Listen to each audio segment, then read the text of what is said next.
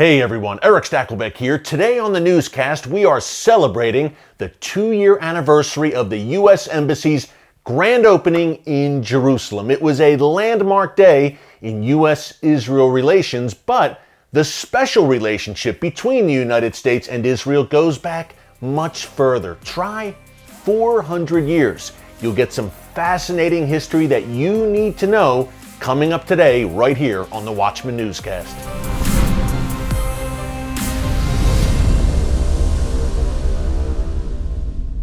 Hey folks, Erick Stakelbeck here. Welcome to the Watchman Newscast. It's hard to believe, but today, May 14th, 2020, marks the 2-year anniversary of the grand opening of the U.S. Embassy in Jerusalem. Now, I was there on that historic day in Jerusalem with the leadership of Christians United for Israel. I had the honor and privilege of attending the opening ceremony at the embassy, and folks, it was a day I will never forget. Really, that entire week in Jerusalem, something special was in the air, and you got the sense that Bible prophecy was being fulfilled. It was an amazing ceremony, emceed by our good friend, Ambassador David Friedman.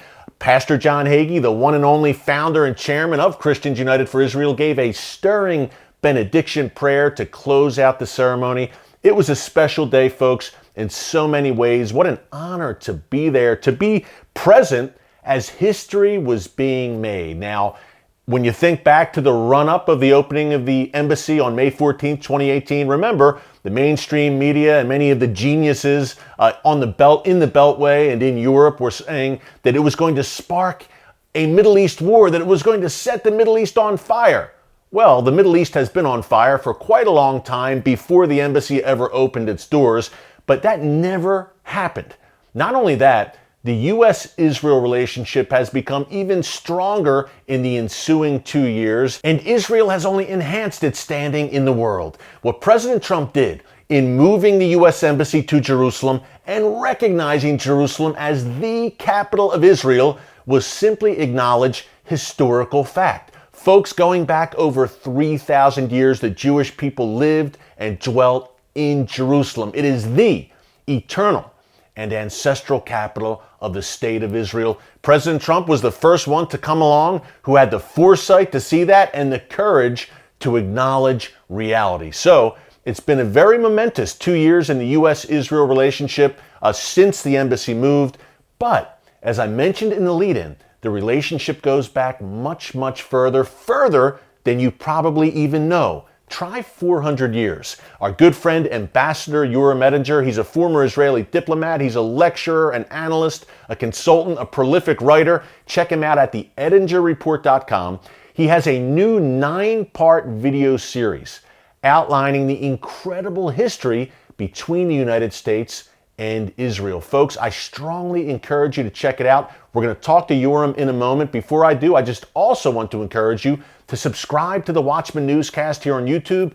Click the notification button so you get alerts every time a new video is posted. We have the Newscast every Tuesday and Thursday, and our Watchman television show, that's every Friday on TBN, 10:30 p.m. Eastern, Sunday nights on the Fox Business Network, 12:30 a.m. Eastern Time. Okay, let's get into it with Ambassador Yoram Ettinger, the incredible history between the United States and Israel, stretching back not 2 years, but hundreds of years. Take a look. Have you ever wondered why there is a great bond between Israel and the U.S., or how old are these sentiments? Have you ever wondered what brought the statues of Moses and the Ten Commandments to the U.S. House of Representatives, Supreme Court, and Library of Congress?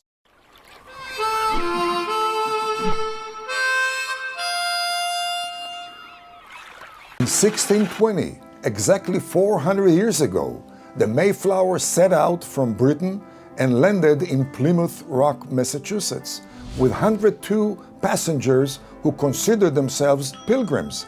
Inspired by the Old Testament, these pilgrims referred to King James I of England as the modern-day Pharaoh, and their departure from Britain as the modern-day Exodus. Yoram, thanks so much for joining us from your home in Jerusalem. It's always great to see you.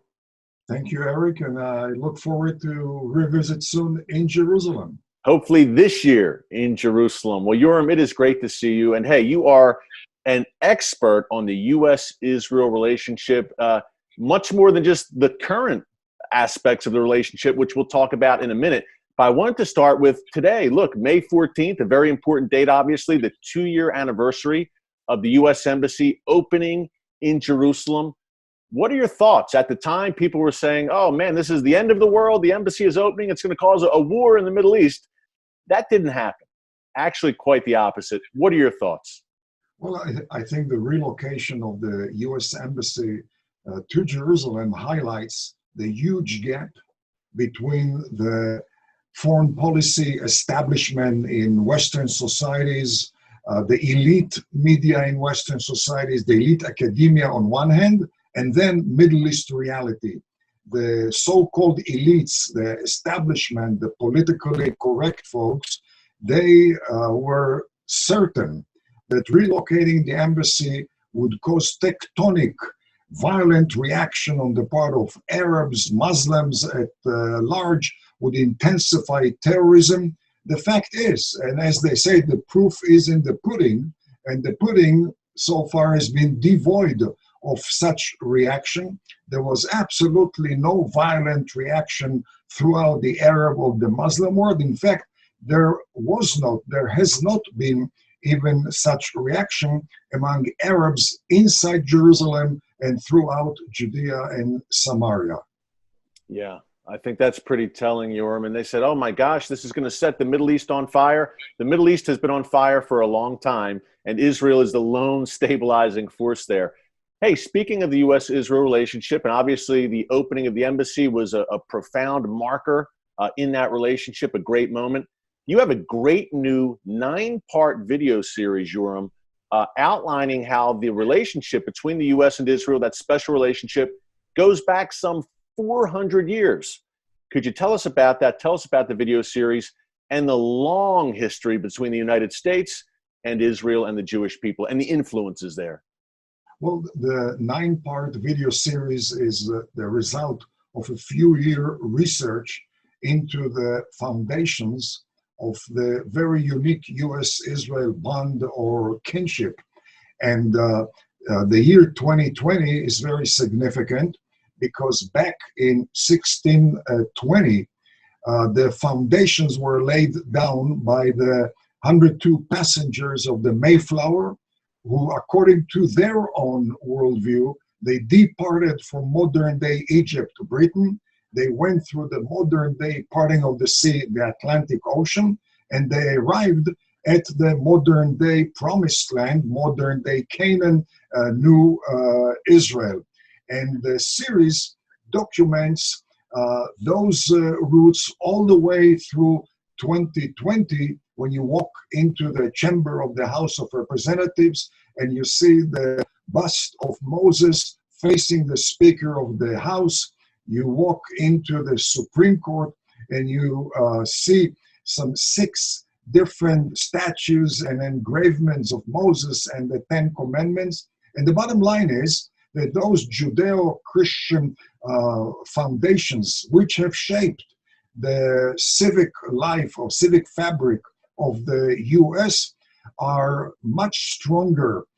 They eclipse the political beltway in Washington. They transcend the very important Jewish impact in the U.S., but they by far are stronger than the Jewish impact, and certainly they are deeper than strategic and political agreements between the two countries, and most importantly, they precede the establishment of Israel in 1948, and also they precede establishment of the U.S. in 1776, and that is, in my mind, a unique set of relations between those two countries, where the population at large is setting the agenda rather than waiting for the policymakers to tell them how to feel about Israel.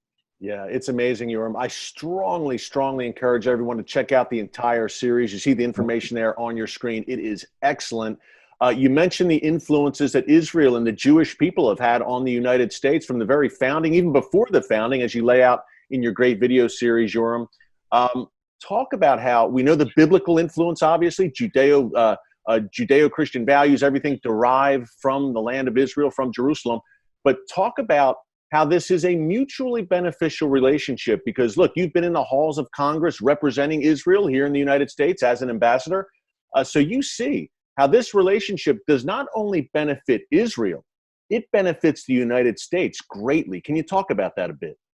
Sure. There is a common misperception that supposedly, and I underline supposedly, Israel is a recipient of annual foreign aid. The reality, as documented by a pile of evidence, is that the $3.8 billion, which erroneously is defined as foreign aid, in fact constitutes an American investment in Israel. The question is, does the U.S. get any rate of return on that investment?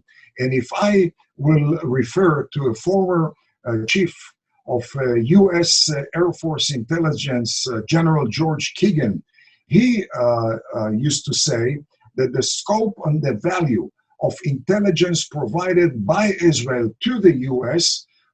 could not be procured by 5 CIAs.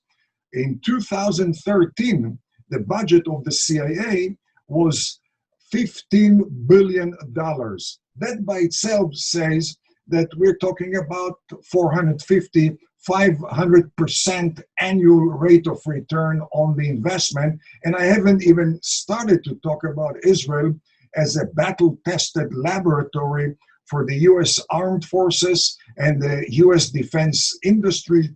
We are using, and we are very thankful for the U.S. to provide us, we're using the top military systems manufacturers in the U.S. But we are the battle-tested laboratory for the manufacturers. For instance, the current F-16 manufactured in Fort Worth, Texas, Lockheed Martin, the current F-16 has more than 700 modifications based on Israeli lessons.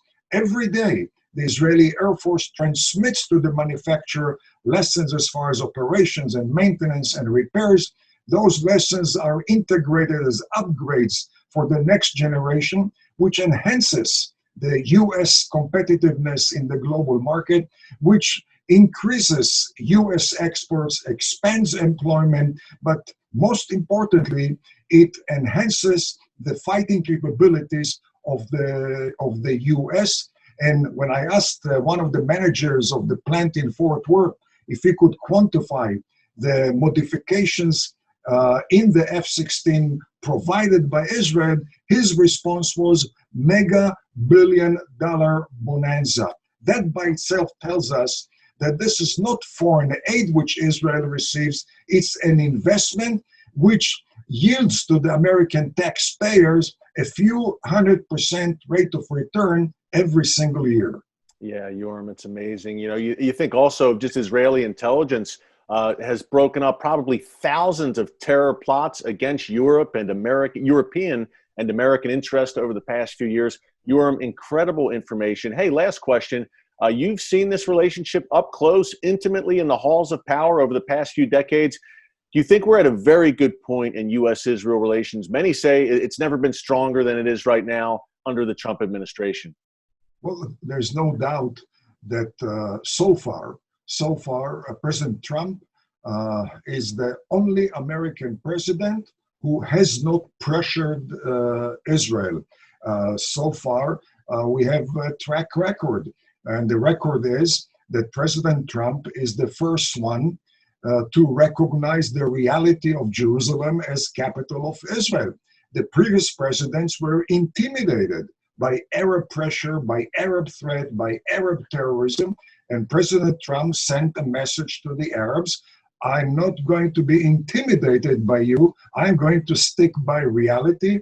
And last and not least, President Trump also recognized that the Golan Heights is part of Israel, and not only because he's philo-Israeli, primarily because he understands that Israel on the Golan Heights advances American interests. Israel on the Golan Heights secures the Hashemite, the pro-US Hashemite regime in Jordan. Israel on the Golan Heights constrains the maneuverability of the Iran's Ayatollahs in Syria, constrains the maneuverability of the Russians in Syria, the Syrians in Syria, ISIS in Syria.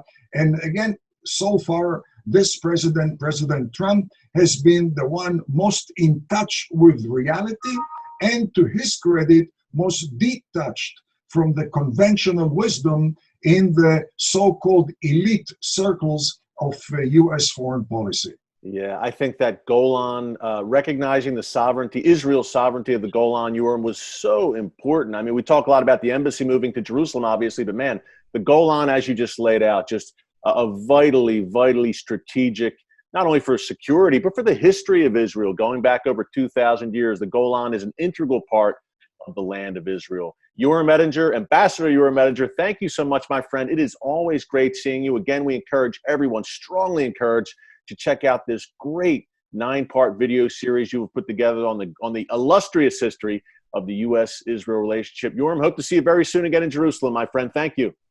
Thank you very much. See you soon.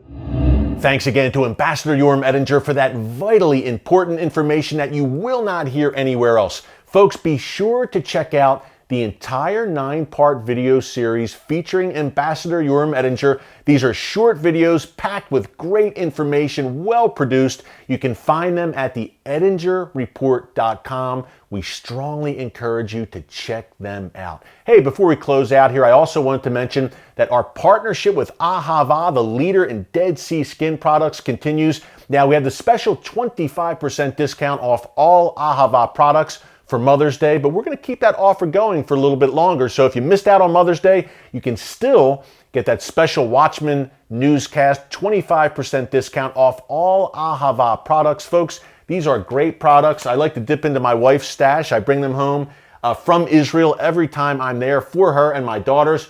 You got a body exfoliator here, a body lotion. These are top-notch products made by Ahava, the recognized world leader. And the best thing about this offer is a portion of the proceeds go to needy Israeli families that are suffering as a result of the COVID-19 economic shutdown. Between that and Ahava being an Israeli-owned business, I know that I'm supporting the Israeli economy, supporting Israeli families, and fulfilling that biblical mandate to bless Israel. So you see the link at the bottom of the screen. There's also a link you can click on under description right underneath this video, which will take you right to the site, and you can enjoy a great 25% discount from Ahava and bless Israel while you're at it. Great stuff. Be sure to subscribe here to the news channel. Click the notification button.